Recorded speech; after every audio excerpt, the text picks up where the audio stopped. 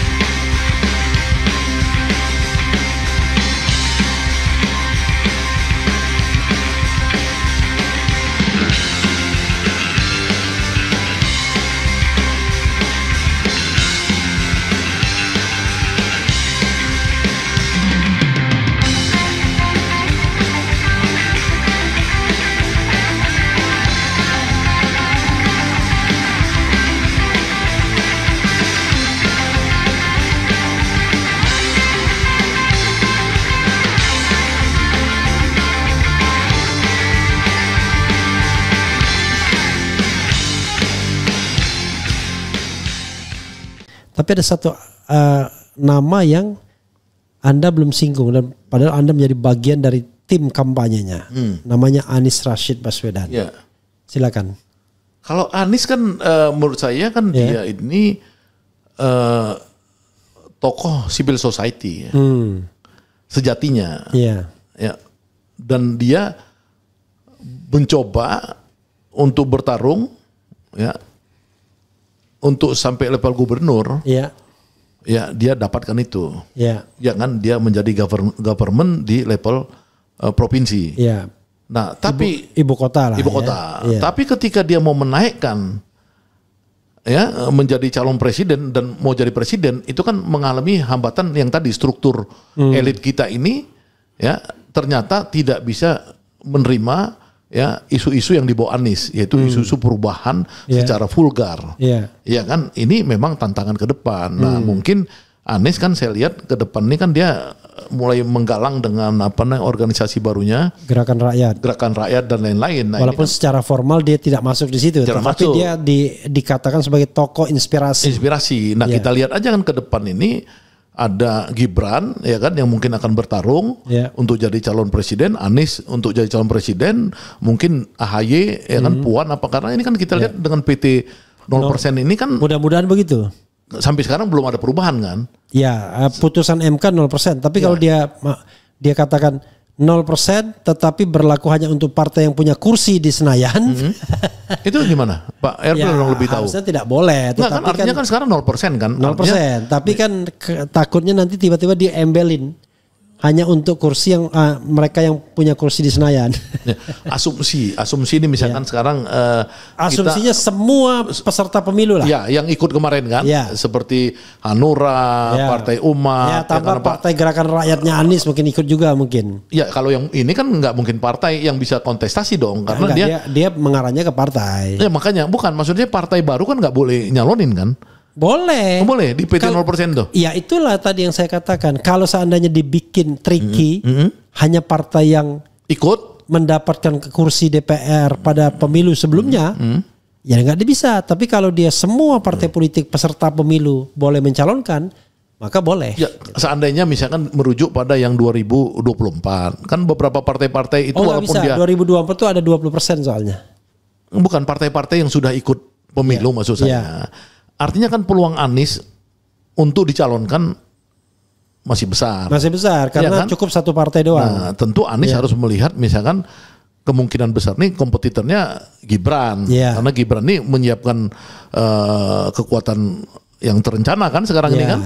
Nah, untuk itu tentu dengan Prabowo sendiri. Ya, kita berharap bahwa gerakan Anies ini ya juga bisa dia tunjukkan bahwa dia bukan hanya tokoh civil society. Ya, civil society ini kan sejatinya itu memang susah untuk masuk kepada kekuasaan karena civil society ini kan orang-orang yang ya merdeka bener gitu loh. Bisa jadi LSM gitu loh. Itu kalau soal Anies catatan saya. Kan kita jangan borong semuanya, besok masih bisa kita bicarakan. Asal saya diundang lagi kan. Mantap, undang saya kan? ini. Tapi saya ingin berbicara mengenai hal yang sifatnya pribadi yang merupakan komplain dari 1-2 orang. Saya nggak banyak orang, 1-2 orang. Tapi penting juga. Anda kok dianggap lompat pagar, ya kan? Yang tadinya Anda berada di barisan Anies lah katakanlah, barisan Anies, tapi tiba-tiba Anda ngambil jalan sendiri dengan membuka katakanlah ruang percakapan dengan orang kepercayaan Jokowi dulunya, Dasko, dan sekarang juga kepercayaan Prabowo juga. Dan itu banyak yang membuat gosip jadinya kan. Wah ini Bang Ganda sudah melenceng nih, ya kan? Sudah dikatakanlah dibaik-baikin oleh Dasko. Dan orang kemudian mengatakan sebagai seorang aktivis, Bang Ganda tidak lagi idealis. Udahlah, karena dia udah merapat pada kekuasaan. Apa tanggapan Anda terhadap orang-orang yang ngomong begitu dan termasuk juga pembelaan Anda terhadap pilihan-pilihan para aktivis yang sebaik dan seharusnya? Kan kadang-kadang publik itu bandel, pokoknya saya mau di luar pemerintahan aja. Ada yang lihat siapa dulu yang berkuasanya. Tapi ada yang mengatakan kita harus memanfaatkan kekuasaan sebagai sebuah strategic alliance dan lain sebagainya. Nah, silakan Anda eksplorasi ini sebaik-baiknya, saya ingin mendengarkan. Ya, maksudnya gini kan, kalau konteks barisan Anies tadi itu kan namanya kan persekutuan. Saya kan bukan barisan dalam pengertian anak buah Anies dong. Karena saya duluan jadi aktivis dan saya yang termasuk ikut melatih Anies dulu di Yogyakarta kan. Kalau itu sih saya harus mengatakan bahwa ketika saya mempunyai isu perubahan dan Anies isu perubahan dan dia capres, saya ngikut. Ya, tapi misalkan seperti saya Jumhur ya sudah ditangkap di penjara berkali-kali. Ya kan itu tentu kita punya standing sendiri dong dalam memperjuangkan cita-cita kita. Ya, kita punya idealisme ya dari dulu, bahkan ketika Anies menjadi juru bicaranya Jokowi pada saat kampanye dulu dan Bung Repli juga jadi tangan kanannya Jokowi dulu. Saya kan anti Jokowi. Gak pernah saya jadi tangan kanan Jokowi. Ya minimal kan Bung Repli kan masuk komisaris BUMN apa segala dulu. Jadi gini, ya kan? Saya tahun 2014 itu berharap dan berpikir bahwa this is a new blood, fresh blood, melawan penguasa Orde Baru yang otoriter.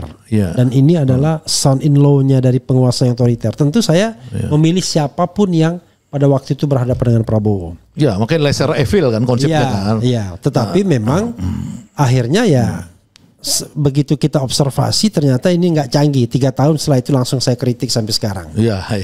Maksudnya gini, artinya waktu itu ketika Anies jadi jubirnya. Ya, Anies lebih lama lagi. Baru 2016 keluar. Saya bertengkar dengan almarhum Adi Sasono, guru politik saya dulu. Saya bilang, kenapa Mas Adi dukung Jokowi? Ya kan, bukankah Mas Adi itu mengatakan semua pemimpin itu harus melalui kaderisasi. Kenapa orang tidak pernah dikader muncul dari gorong-gorong bisa jadi pemimpin? Itu kan nggak benar saya bilang. Karena pemimpin itu kan harus ada kematangan dari peristiwa kaderisasi dan lain-lain. Dari situ saya nggak pernah mendukung, dari 2012 saya tidak pernah mendukung Jokowi. Iya kan? Nah itu dulu jadi garis saya. Pada tahun 2023, ini supaya publik tahu, sayalah dan Rocky Gerung dan Jumhur, waktu itu ada juga Ferry Juliantono karena waktu itu dia bandel terhadap Prabowo, ya, kita yang melakukan pernyataan publik pertama kali, kita akan menggerakkan rakyat seandainya Jokowi memperpanjang 3 periode atau Jokowi memperpanjang 2 tahun. Coba lihat di Google semua. Itu saya dengan nama kita Van Ons, ya, Perhimpunan Menemukan Kembali Indonesia. Itu capek saya sama Rocky, sama Jumhur, sama Ferry di rumahnya Rocky di Sentul merumuskan nama lembaga kita, organisasi kita, Perhimpunan Menemukan Kembali Indonesia. Nah itu kita ngelawan. Pada saat itu belum yang lain gitu loh. Nah Kemudian kita sebelum itu kita mendirikan Koalisi Aksi Menyelamatkan Indonesia. Ya kan, ketika atas nama Covid terjadi quote and quote uang negara diperampok di ini, proyek-proyek rampok apa, kita melakukan satu pengawasan. Ya, kita mengkritik kenapa undang-undang minerba nggak pakai diketok palu diperpanjang 20 tahun. Kita mengkritik macam-macam ke Jokowi. Nah, ini kan peristiwa yang saya ini lakukan ya tidak ada hubungan dengan Anies. Iya. Jadi bagaimana kemudian orang-orang menuduh saya atau mengatakan saya keluar dari lingkaran Anies? Nggak ada. Saya hanya bersekutu dengan siapapun yang memperjuangkan kebenaran. Ya. Nah, misalkan ketika di ide Prabowo ini kan saya ketemu pertama kali sama Jumhur, ketemu Profesor Dasko. Yeah. Yang tangan kanan 2 orang tadi, 1 tentara 1 sipil kan, yang saya ketemu yang sipilnya. Kan saya tanya sama Pak Dasko sebelum saya berinteraksi dengan Prabowo, saya tanya, bagaimana sih Pak Prabowo sikapnya terhadap pagar laut? Iya. Itu zaman Pak Harto, nggak ada pantai itu dikuasai swasta. Termasuk Ancol, termasuk semua Pak Harto, Batam semua dibuat otorita. Oh iya Bang, itu nanti Prabowo akan ambil alih, nggak ada pagar-pagar laut. Pagarnya ya, pagar laut mau dikuasai oleh swasta. Iya. Itu janji dia. Oke, saya senang. Yang kedua, bagaimana korupsi?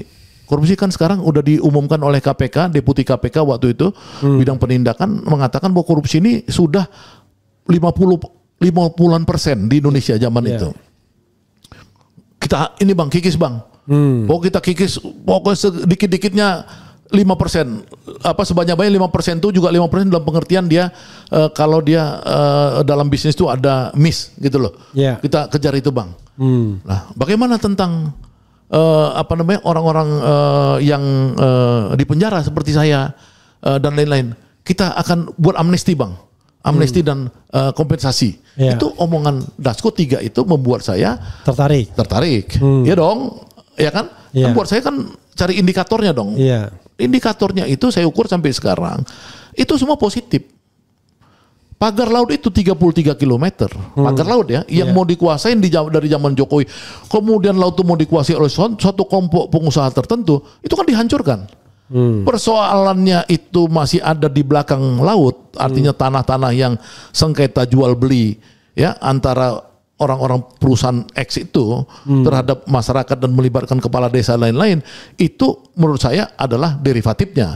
Tapi laut itu udah dinyatakan oleh Prabowo ya bahwa itu harus dikuasai negara. Bahkan ketika saya bicara kepada Gubernur Banten ya atas arrangement dari Profesor Dasko, itu intinya bagaimana membuat otorita pantai utara Banten ya yang dikuasai negara. Nah, itu satu. Jadi saya lihat tuh dia melakukan pengambil alihan hak negara untuk negara. Bahkan sawit sekarang illegal mining dan lain-lain. Yang kedua, ya korupsi memang saya lihat di zaman dulu Reja Khalid, siapa yang bisa nyentuh Reja Khalid coba? Siapa bisa nyentuh Reja Khalid selama ini? Ya, nggak ada yang bisa. Di zaman Prabowo dibuat tersangka. Siapa yang itu yang raja-raja sawit, Raja Timah kemarin di Bangka, dia apa segala. Kan dibuat tersangka semua sama Prabowo. Jadi nggak bisa orang bilang Prabowo tidak anti korupsi. Itu sangat anti. Korupsi ini air bah di Indonesia. Tentu dia tidak gampang melawan semua peristiwa itu. Misalnya seperti itu, ya kan? Nah, yang ketiga, orang-orang politik itu, ya itu kan sama Dasko kan didatangin semua. Ya ada yang menerima kompensasi seperti kasus Trisakti dulu, korban Semanggi atau korban apa itu 98 atau apa yang dapat kritik. Semanggi 1, Semanggi 2. Semanggi 2 misalnya. Ini peristiwanya menurut saya harus diapresiasi bahwa ini seberapa jauh kita masih akan melangkah. Ya kita lihat dong, ini kan baru berkuasa Prabowo baru 10 bulan. Ya kan kalau dia bisa berkuasa 5 tahun ya enggak didoakan sakit dan meninggal oleh orang-orang yang ambisi menggantikan dia, ya kan? Itu maka harapan ini akan banyak gitu loh. Harapan ini mudah-mudahan 5-10 tahun Indonesia bisa kembali ke arah Indonesia emas tadi gitu loh, Indonesia gemilang. Oke, sobat era sekalian, saya kan tidak bisa memaksa orang. Saya juga nggak bisa maksa Pak Reply kan, karena Pak Reply kan udah bilang tidak mau bersekutu dengan Prabowo karena Prabowo jadi presiden didukung oleh Jokowi. Ya udah, kan gitu. Ya, sobat era sekalian, jadi tapi tentu dimanapun kebaikan kan kita harus promosikan. Kan kita juga nggak boleh kemudian wah pengertian tidak itu untuk diri saya, ya kan? Tapi saya tetap mendorong orang-orang yang baik untuk masuk di dalam pemerintahan, termasuk abang kan. Masuk pun tidak apa-apa. Ya, saya kan declare juga sama seperti Pak Reply Harun, saya juga tidak mau masuk di dalam kekuasaan. Jadi ya saya kan sudah bilang, saya tidak akan masuk dalam kekuasaan sampai 2029. Ya. Nah, karena biarlah saya di luar. Tapi saya tetap ingin mendorong orang-orang baik. Ya. Ngapain kita dorong orang-orang yang masih lingkaran-lingkaran geng Oslo kan, gitu. Nah kalau soal seperti itu kita sepakatlah bahwa kalau indikator keberhasilan Prabowo pertama itu adalah dia pisah dengan geng Oslo, baik dengan anak buahnya apalagi kepala gengnya. Nah yang kedua dia bisa mewujudkan janji sosialis Indonesia, sosialisme Indonesia ya. Wah ini sosialisme. Keadilan sosial bagi rakyat Indonesia. Oke, Bang Syahganda, terima kasih banyak. Tapi sebelumnya, you have a time for closing statement. Terserah, mau 2 jam juga boleh. Ya, terima kasih. Jadi mencari pemimpin yang punya idealisme di Indonesia ini, itulah yang paling sulit di era sekarang ini. Nah kebetulan presiden kita ini adalah presiden pemimpin dengan idealisme. Ada masalah ya karena dia menang secara kudeta merangkak, quote and quote kudeta merangkak. Ya dia harus membersihkan benalu-benalu di dalam tubuhnya karena merangkak itu kan kayak benalu. Ya kan? Nah, kalau dia bisa bersih 30% aja ya kalau menteri-menteri dia yang strategis 30% aja ya itu dia bisa gantikan dengan orang-orang yang betul-betul dedicated, pekerja keras ya, terutama di sektor-sektor yang dia menciptakan lapangan kerja seperti MBG, kemudian koperasi ya, koperasi Desa Merah Putih kalau 80.000 dia bisa nyerap 10 orang per koperasi untuk bekerja 800.000 lapangan kerja baru. MBG saya udah hitung ya, itu kalau dia bisa ini itu bisa MBG 500.000 lapangan kerja baru kalau dia serius. Itu udah 1,3 plus yang secara alamiah sekarang. Ya, apalagi kalau dia bisa misalkan masuk di sektor properti secara serius, ya misalkan Marwara Sirait diganti aja itu sama Fahri Hamzah misalnya kayak gitu, ya kan? Nah itu dia bisa menciptakan lapangan kerja di sektor perumahan, ya kalau sektor perumahan tuh dia nggak usah 3 juta, kebanyakan 3 juta 150.000 aja, itu satu rumah, ya itu misalkan 3 orang atau 4 orang bisa bekerja, 600.000 lapangan kerja baru, maka Indonesia gelap hilang. Besok itu langsung hilang. Kalau diganti Prabowo menteri-menteri ini ya secepatnya, maka 3 bulan dari pergantian menteri itu yang disebut Indonesia gelap, yang versi saya tadi orang hopeless lapangan kerja ya dan lain-lain itu akan terang, mulai terang. Nah Prabowo sebagai jembatan emas bangsa ini ya, sebagai bagian dari dedikasi dia melakukan suicide kelas, suicide ya, bunuh diri kelas, dia anak orang kaya raya apa segala, penunggang kuda tiba-tiba menjadi pengabdi rakyat, itu akan terjadi dalam 3 bulan dari sekarang dari pergantian. Terima kasih. Oke, terima kasih Bang Ganda. Luar biasa ini. Saya ingin Anda memberikan tips. Ini tips yang menurut saya untuk saya penting, untuk pemirsa era penting. Apa tips itu? Ya kalau tipsnya adalah Anda buat tips untuk menilai Prabowo itu seperti apa. Kasih berapa tips yang Angga ini kan, biar kita memiliki sebuah pemikiran atau kerangka berpikir yang objektif dan rasional. Silakan. Apa saja tipsnya? Kan Anda ya silakan kalau mau merenung dulu. Seharusnya saya melihat Prabowo seperti ini karena kalau cuma kita melihat susunan kabinet, dia ngece-ngece kita, Indonesia gelap, wah ini hopeless sepertinya. Tapi barangkali Bang Ganda punya tips untuk itu. Silakan Bang. Ya pertama untuk para pemuda ya, mereka bisa punya kesempatan menurut saya untuk menjemput bola dari ID Prabowo atau udah ini ya mulai action membangun 80.000 koperasi desa Merah Putih. 80.000 koperasi desa Merah Putih itu dikendalikan 2 orang yang ideologis, yaitu Peri Juliantono, ketua harian Satgasnya, dan Zulkifli Hasan. Oh bukan Budi Ari. Untuk permainan ini saya lihat 2 orang itu yang ideologisnya, artinya biar bisa menyambung kepada pemuda yang saya sebut tadi. Kalau seandainya 80.000 itu oleh pemuda dijemput bola, mereka menjadi pegiat-pegiat koperasi di desa-desa itu, ya maka mereka bisa menjadi pekerja sekaligus belajar bisnis di desa, karena Presiden sudah menekankan bahwa koperasi itu akan menjadi pedagang gas misalkan LPG, ya koperasi akan menjadi apotek di desa, koperasi akan menjadi ikut dalam bisnis-bisnis strategis lainnya. Itu kan artinya perputaran dan peristiwa bisnisnya itu ada di desa-desa, sehingga pemuda-pemuda itu jemputlah bola untuk itu. Nah, yang kedua bagaimana? Satu. Jemput bola koperasi, ya kan? Yang kedua MBG.